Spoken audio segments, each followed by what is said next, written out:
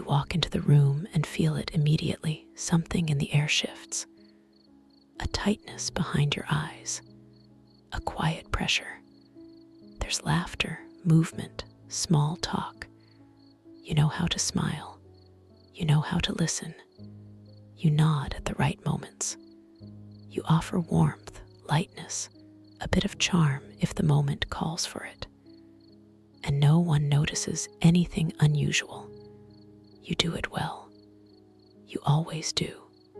But then you leave, and it hits you. The silence in your car feels like oxygen.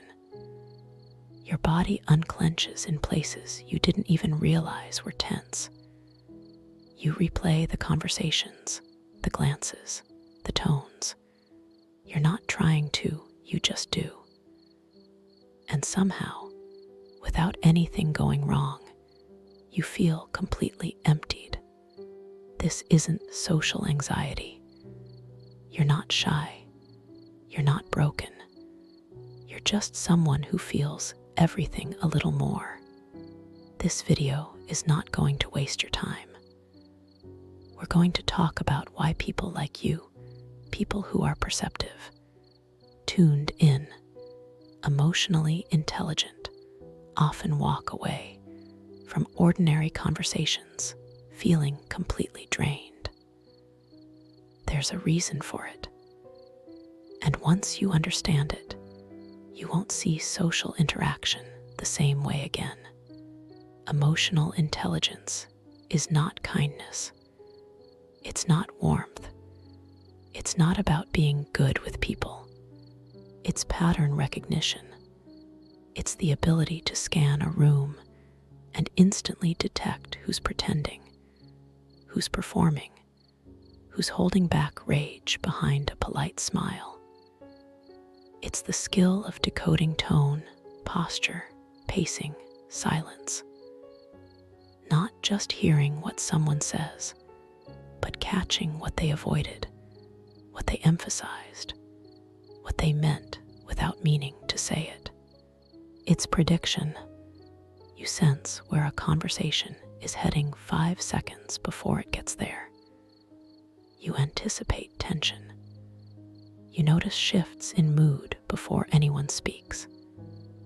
You can feel when something is off, even if no one else sees it. It's control. You can keep your voice calm when you're furious. You can validate someone you disagree with, make them feel safe while mentally dismantling their argument.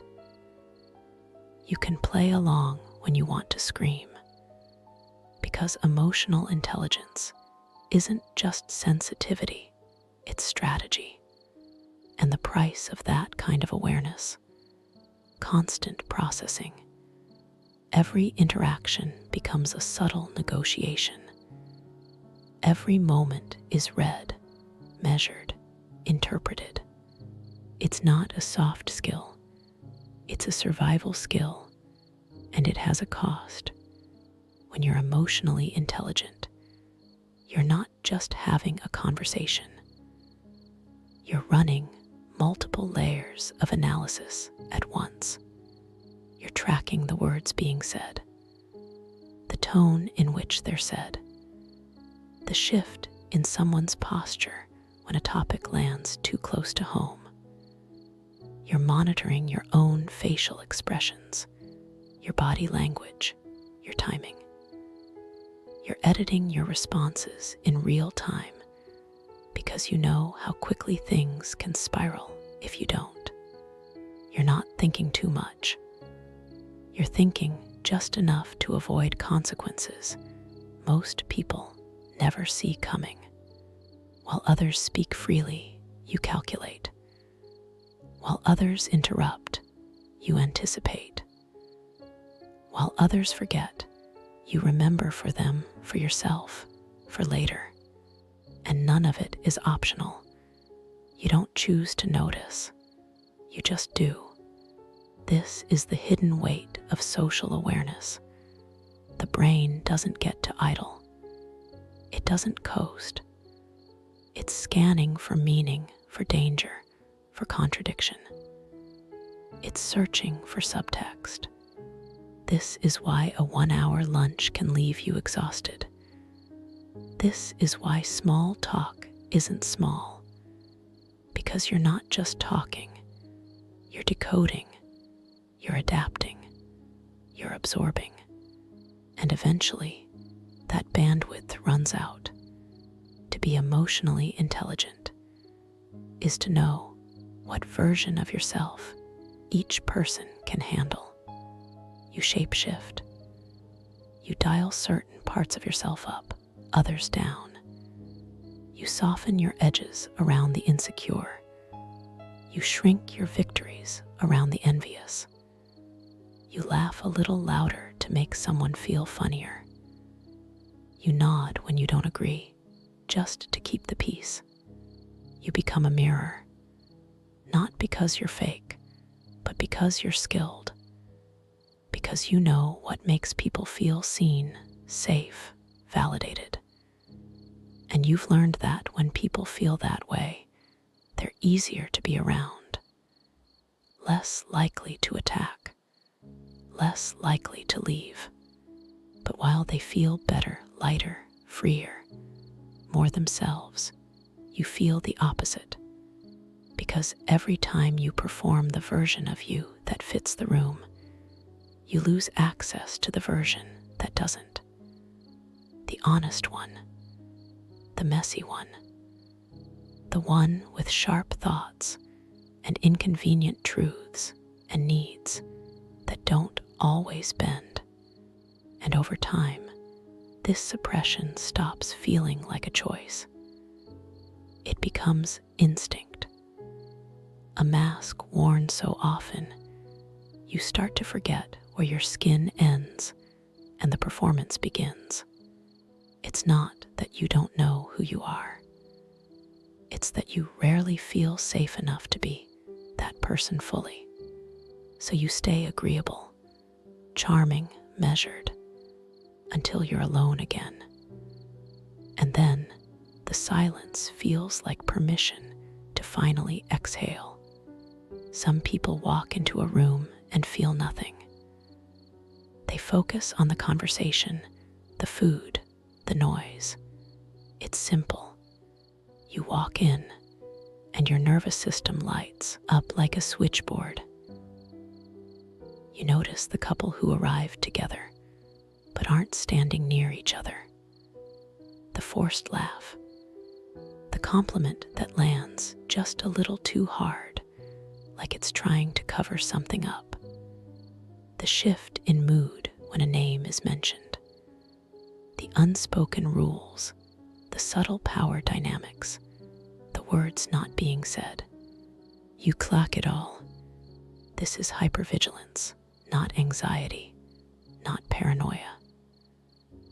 A finely tuned sensitivity to emotional undercurrents, often developed in childhood, where reading the room wasn't optional, it was how you stayed safe.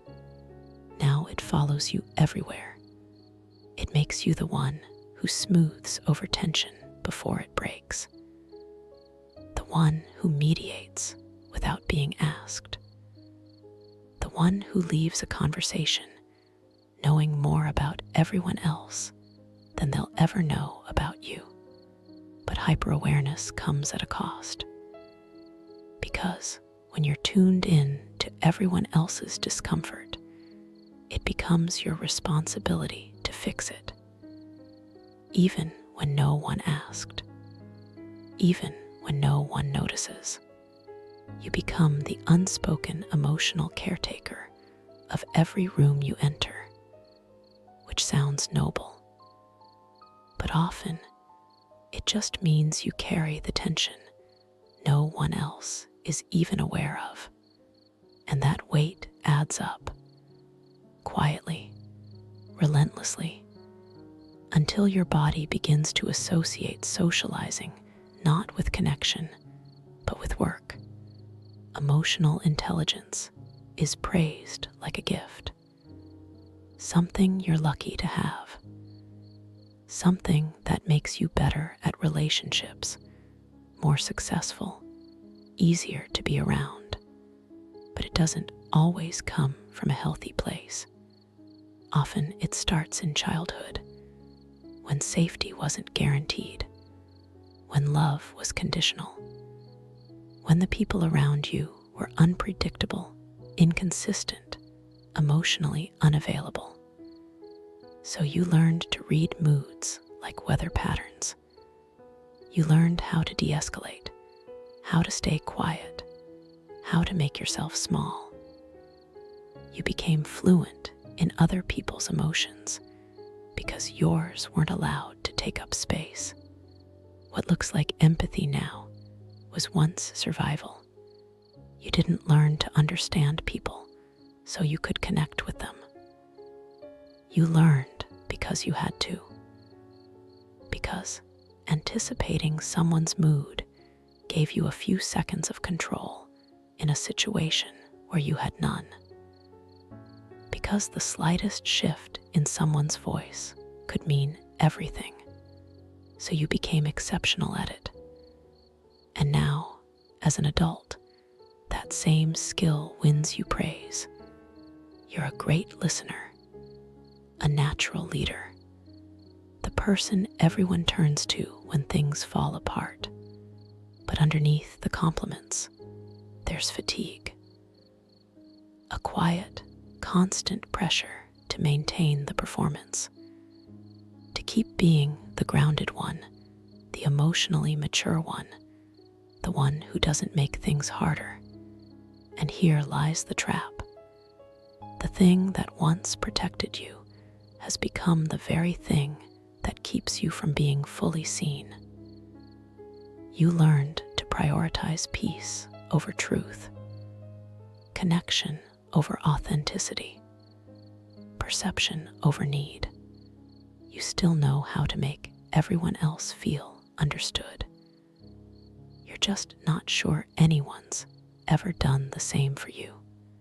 You can't keep showing up for everyone if you're disappearing in the process. Emotional intelligence doesn't have to mean emotional exhaustion. But to break the pattern, you have to start choosing discomfort, the right kind.